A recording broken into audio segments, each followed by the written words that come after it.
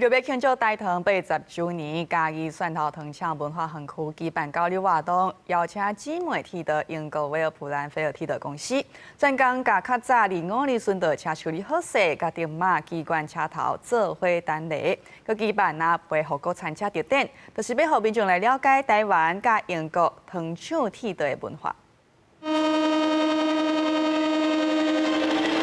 蓝白色的车顶，红色甲白色的车壳，这是台糖的25年顺道车。在日本时代是官员巡视坐的车。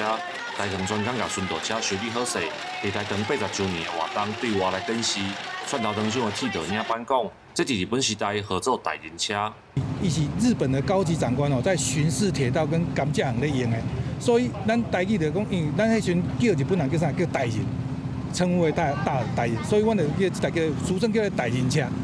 2005年，英国威尔普兰菲尔铁道公司捌向台糖买1000个机关车头。2018年的时阵，嘛捌将因的水烟火车母运到台湾展览。台糖足80周年的庆祝，邀请英国铁道公司来台湾，佮为因准备餐车特展，展现两边每20档的交流历史。英国这个 W&LLR 这个公司，他们跟我们有很